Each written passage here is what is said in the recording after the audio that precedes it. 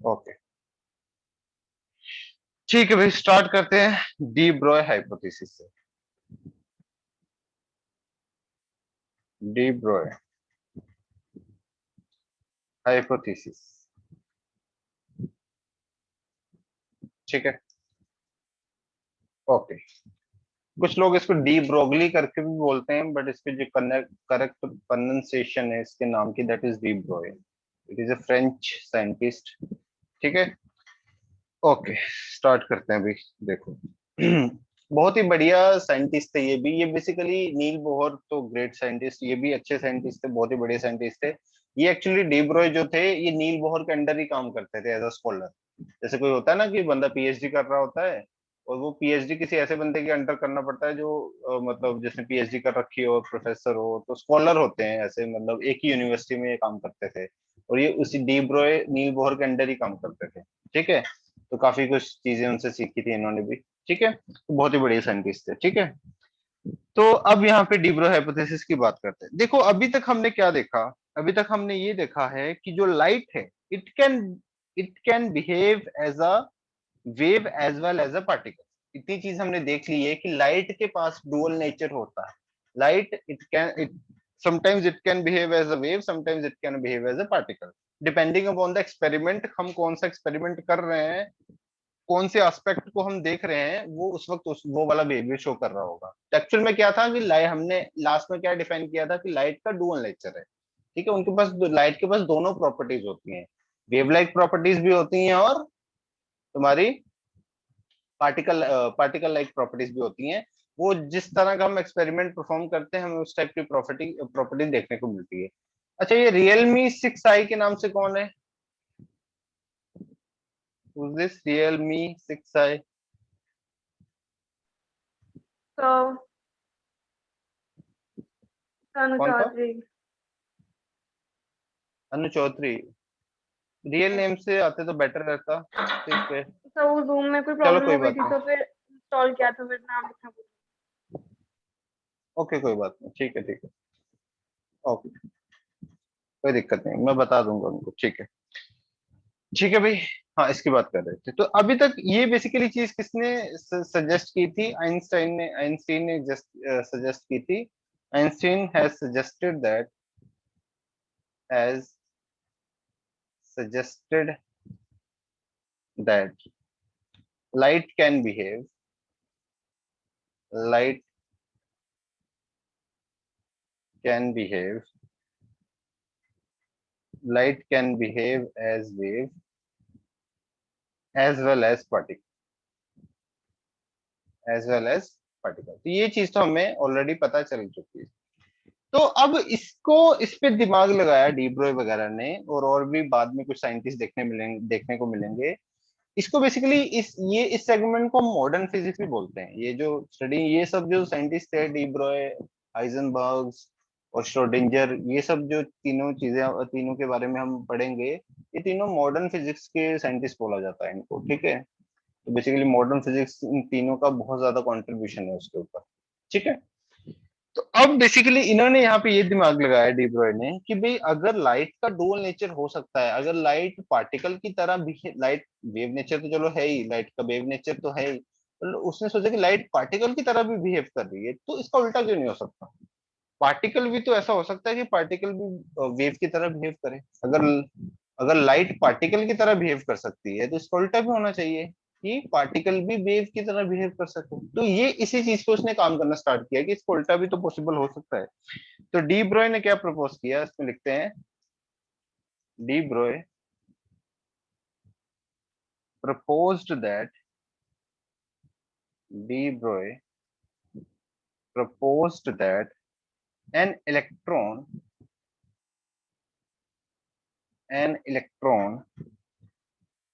अब इलेक्ट्रॉन क्या एक पार्टिकल है ना, behave behave both as a material, behave both as a material particle, as a material particle, and as a wave, and as a wave। According to de Broglie theory, एक बार मैं थोड़ा सा लिख दूं फिर मैं समझाता हूँ। अभी अभी मैंने कुछ नहीं समझाया, अभी मैं डिटेल में समझाऊंगा। ठीक है। According to de Broglie theory, theory the electron, the electron proton, electron proton and atom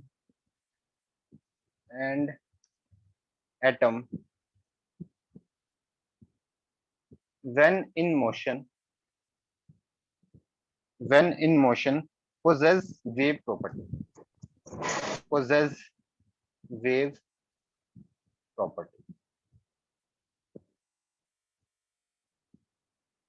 ठीक है, अब एक बार ध्यान से सुनो।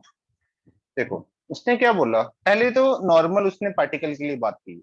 उसने बोला कोई भी पार्टिकल है, कोई भी मटेरियल पार्टिकल है, जैसे हम भी एक पार्टिकल है, कोई भी पार्टिकल है, एक बॉल होगी, क्रिकेट बॉल होगी या बैट हो गया, कोई भी पार्टिकल है।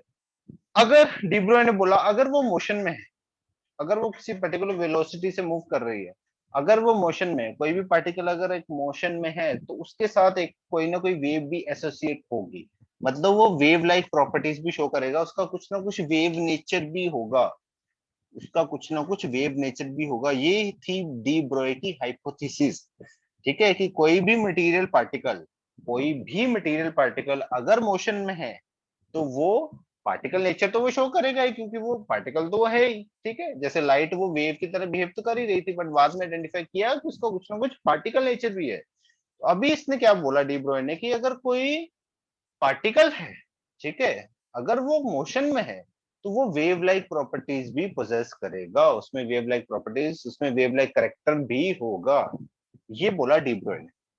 ठीक है, बट अभी हम बाद में अभी इसके बारे में बात करेंगे, बट अभी मैं बता दूं, अगर नॉर्मल मैं मैक्रोस्कोपिक वर्ल्ड के बारे में बात करता हूँ, फॉर एग्जाम्पल एक क्रिकेट बॉल हो गया, या हम हो गए, कोई भी ऐसा ऑब्जेक्ट जो हम नॉर्मली आंखों से देख पा रहे हैं, that is a macroscopic particle, उसके लिए ये जो वेव की वैल्यू आई ना, दैट इज इनसिग्निफिकेंट। जो हम अब हम बाद में अभी थोड़ी देर में कैलकुलेट भी करेंगे, कि उसके लिए जो वेव की value I that is insignificant. मतलब वो नेग्लिजिबल थी, ना के बराबर ही थी, मैटर ही नहीं करता। ठीक है, मैटर ही नहीं करता। ठीक है, तो हम कोई भी पार्टिकल है, कोई भी पार्टिकल है, अगर वो किसी वेलोसिटी से मूव करेगा, तो उसके साथ कोई ना कोई वेव एसोसिएट होती है, थोड़ा बहुत वेव नेचर होता है, बट वो इतना नेग्लिजिबल होगा फॉर द मैक्रोस्कोपिक वर्ल्ड, इतना इनसिग्निफिकेंट होगा कि वो मैटर ही नहीं करता। तो इसलिए डी ब्रोय की जो मेनली हाइपोथेसिस थी, that for these particles, that these microscopic particles like electron, proton, atoms, in particles के लिए वैलिड थी, जिनका साइज बहुत ही ज्यादा कम, जिनका साइज बहुत ही ज्यादा कम और जिनकी वेलोसिटी बहुत ही ज्यादा। साइज बहुत ही कम मतलब ऐसे पार्टिकल्स के लिए वैलिड थी, ऐसे पार्टिकल्स के लिए वैलिड थी कि जिसका साइज बहुत ही छोटा और वेलोसिटी बहुत ही ज्यादा। साइज बहुत ही छोटा, वेलोसिटी बहुत ही ज्यादा, उन पार्टिकल्स के लिए ये चीज उसने बोला था कि वैलिड है, और बाद में उसने कैलकुलेट भी की, और इलेक्ट्रॉन के लिए कुछ ना कुछ वेवलेंथ भी निकल के आई, जो कि अब फर्दर ऑन हम कैलकुलेशंस करेंगे। ठीक है, तो ये इसकी हाइपोथेसिस थी, क्योंकि इसने इसी से हिंट लगाया कि ये जो लाइट थी, जो इलेक्ट्रोमैग्नेटिक रेडिएशन थी, जब ये बहुत ही ज्यादा हाई वेलोसिटी से मूव कर रही थी, तो हमने बोला कि नहीं, इसमें छोटे छोटे पैकेट्स ऑफ एनर्जीज भी हैं, इसमें सर छोटे छोटे, आपकी इसको हम वॉइस कट रही है क्वांटाइज बीच भी कर बीच में। सकते हैं। वॉइस कट रही है मेरी, एक सेकेंड। सर ये बीच में 2 बार कटी थी। अभी क्लियर आ रही है? अभी क्लियर है वॉइस या कट रही है अभी भी? Yes sir. Yes sir. मतलब क्लियर है? यस किसको है, क्लियर को या कटने को? क्लियर है ना, चलो ठीक है। तो पहले क्या बोला कि लाइट देखो, जो कि इलेक्ट्रोमैग्नेटिक रेडिएशन है, वो बहुत ही हाई वेलोसिटी से मूव कर रही होती है, तो हमने बाद में उसमें क्या बोले, कट कट रही है।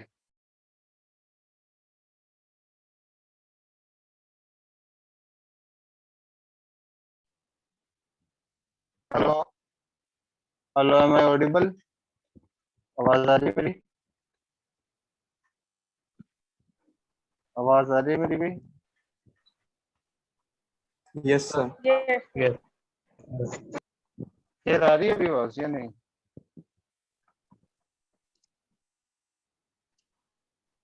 यस सर, अब आ रही है। बीच में काफी करते हैं।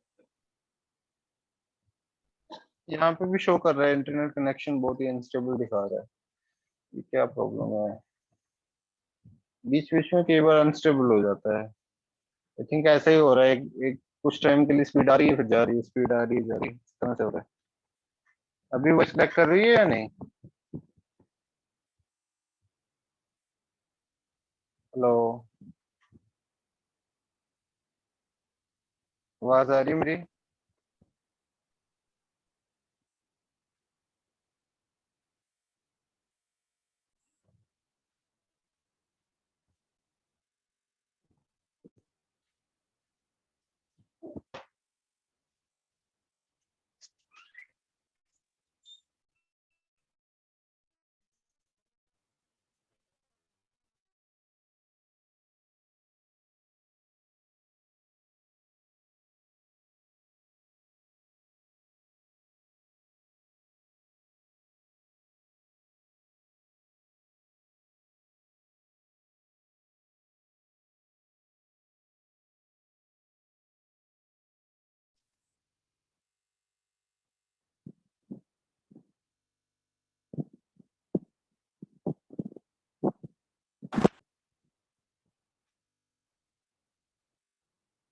आवाज आ रही है अब मेरी भाई? सर अब तो आ रही है। अब क्लियर है ना आवाज? यस सर, अभी तक ठीक है, ठीक है, ओके भाई।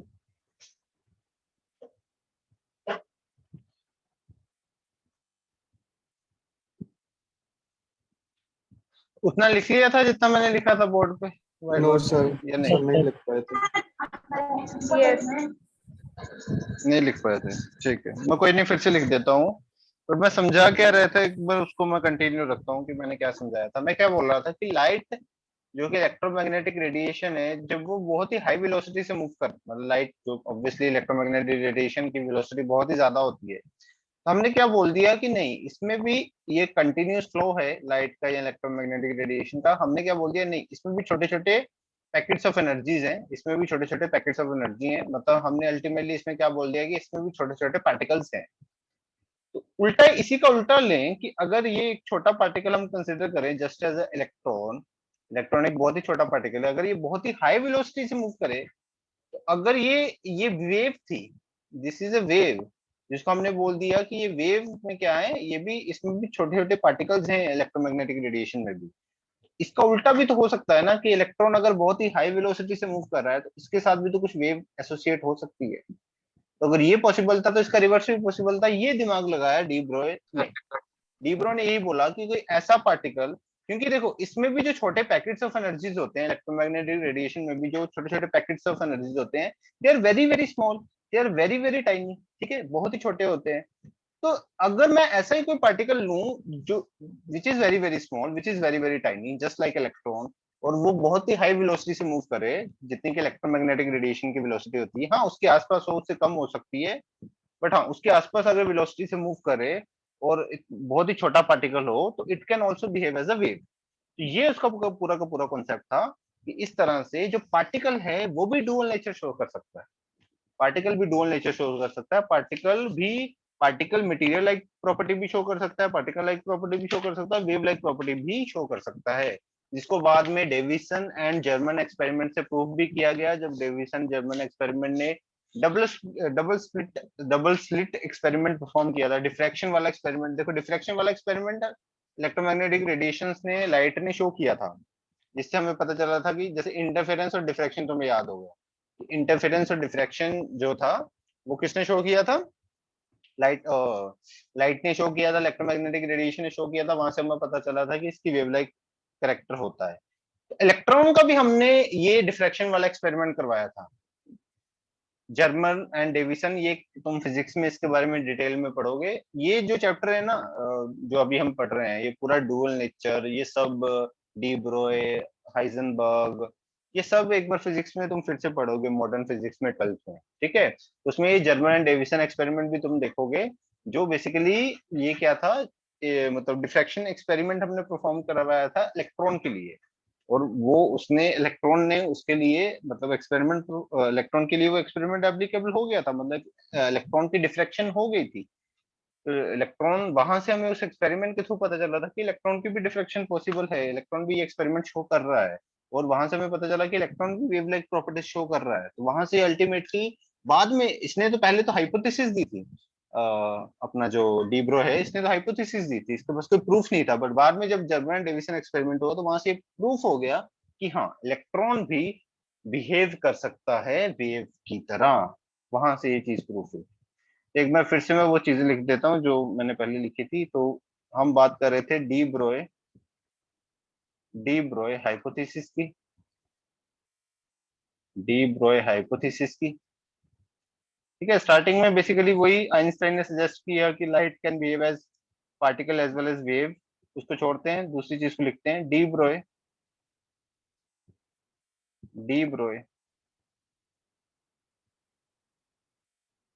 D Broglie proposed that an electron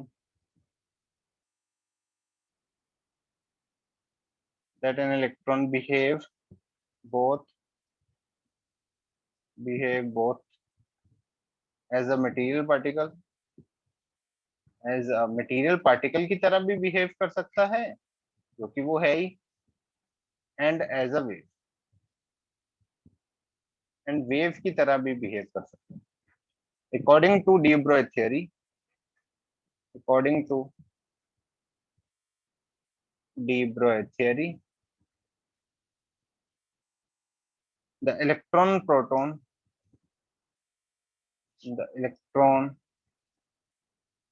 proton and atom, electron proton and atom, when in motion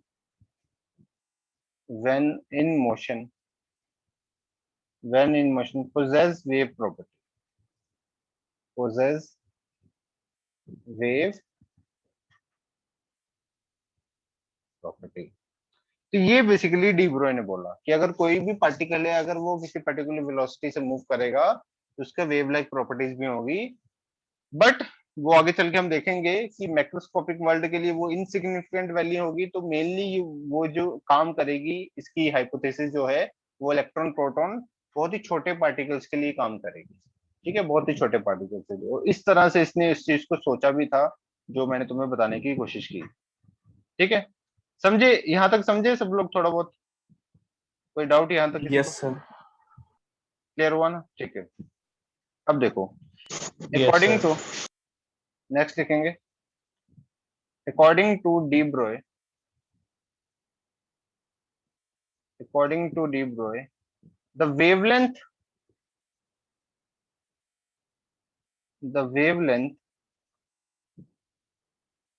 with the particle, the wavelength with the particle of mass m, with the particle of mass m, moving with velocity v, moving with velocity v, is given by।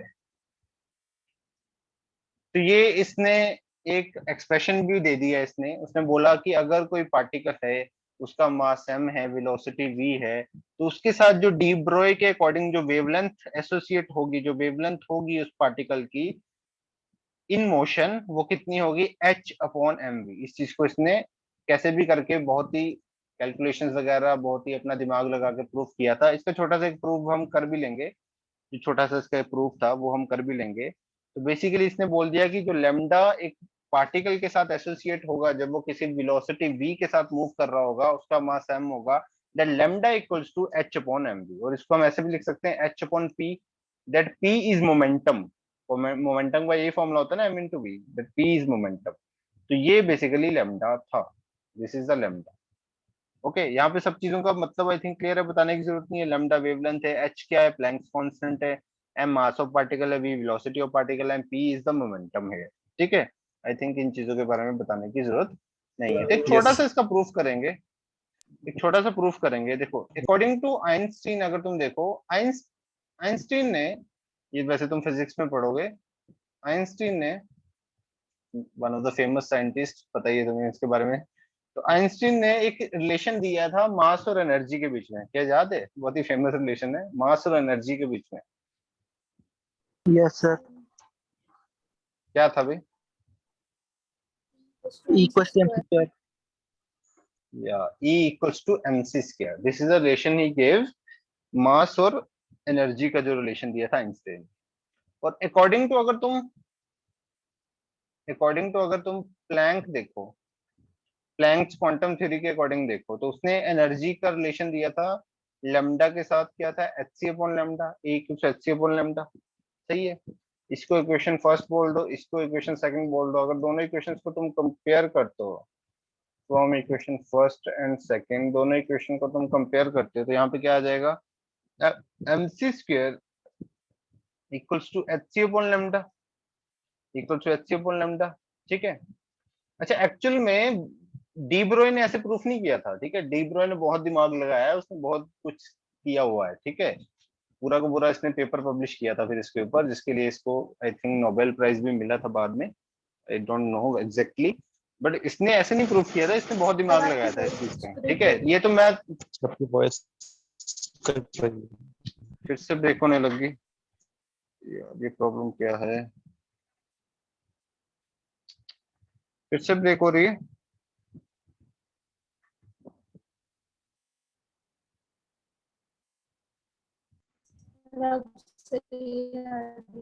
अभी से ये आ रही है?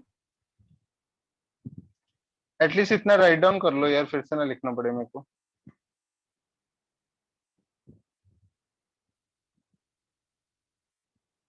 Sir कर लिया। आ रही voice, आ रही है या नहीं अभी? यस सर आ रही है। आ रही है, ठीक है। अब देखो, इस लेमडा को अगर लेमडा की वैल्यू यहाँ से फाइंड आउट करोगे, सी से सी कैंसिल हो जाएगा एक, तो लेमडा की वैल्यू क्या आ जाएगी? H upon m c. इस लेमडा की वैल्यू क्या आ जाएगी? H upon m c. ठीक है, एच अपॉन एम सी। ठीक है, बट अब ये सी तो ऑब्वियसली, Yes, ये सी तो sir. ऑब्वियसली ये सी तो ऑब्वियसली वेलोसिटी ऑफ, क्या बोलते हैं, ये सी तो ऑब्वियसली क्या है? वेलोसिटी ऑफ लाइट है, वेलोसिटी ऑफ इलेक्ट्रोमैग्नेटिक रेडिएशन है। बट यहाँ पे ऑब्वियसली जब हम किसी पार्टिकल की बात कर रहे होंगे, तो उस पार्टिकल की यहाँ पे Yes, velocity put on sir. करेंगे। ठीक है, तो यहाँ पे जब हम किसी पार्टिकल की बात कर रहे हैं, तो वहां पे इसकी जगह पे हम उस पार्टिकल की वेलोसिटी पुट ऑन करेंगे। तो वही चीज मैं बता रहा था कि ये कोई ऐसा नहीं है कि इसने डी ब्रोय ने भी इस चीज को ऐसे प्रूफ किया था। ये एक सिंपल सा शॉर्टकट है इसका प्रूविंग का, it is not the actual proof. ठीक है, उसने कुछ और ही दिमाग लगाया था, उसके बारे में हम बात नहीं करेंगे। वो उसकी तुम बायोग्राफी या वो सब चीजें पढ़ सकते हो, उसने कैसे दिमाग लगाया था। ठीक है, उसके बारे में अभी जाना नहीं है, वो हायर स्टडीज में आता है। ठीक है, हमें जस्ट एक सिंपल सा इसका एक छोटा सा डेरिवेशन था, जिससे हमने समझा कि लेमडा जो एक मूविंग पार्टिकल के साथ एसोसिएटेड है, that is equal to lambda equal to h upon m v, and v is the velocity of that particle, कि वो कितनी वेलोसिटी से मूव कर रहा है वो पार्टिकल। ठीक है, समझ के भाई इतनी चीज, इतनी चीज समझे? Yes, sir. Yes, sir. Okay, ठीक है, यहाँ तक लिख लिया सबने, आगे बढ़े? सर अभी ठीक है, लिखो लिखो लिखो लिखो, जल्दी लिखो।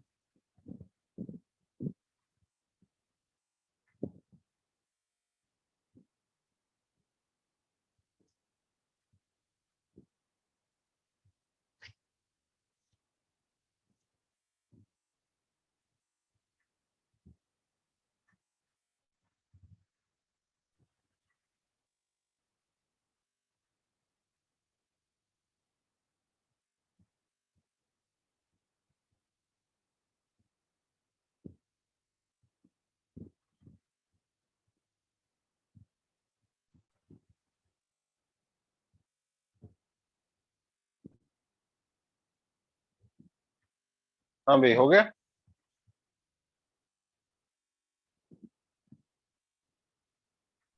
Yes sir. ठीक है, आगे बढ़ते हैं।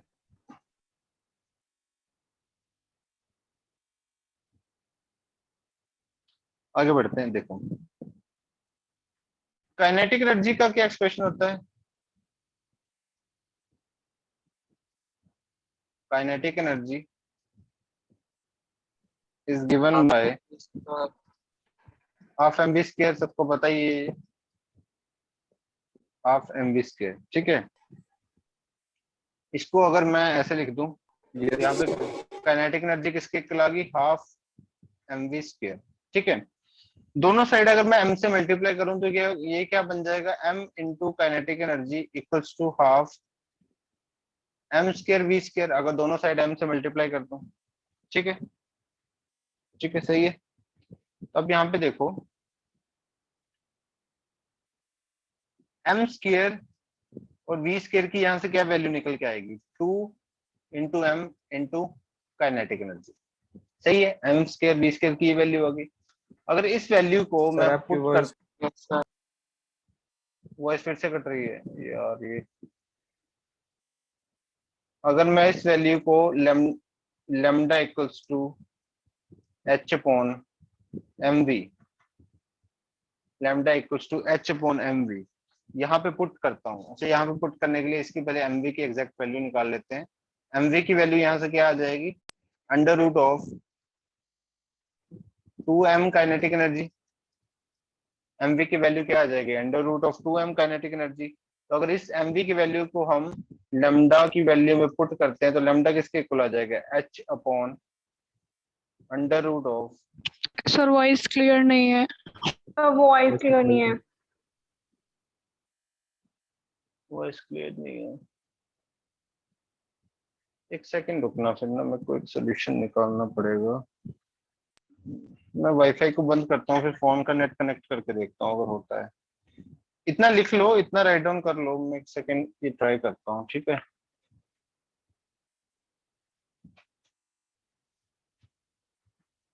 ठीक है, एक सेकंड मेरे को देना जस्ट।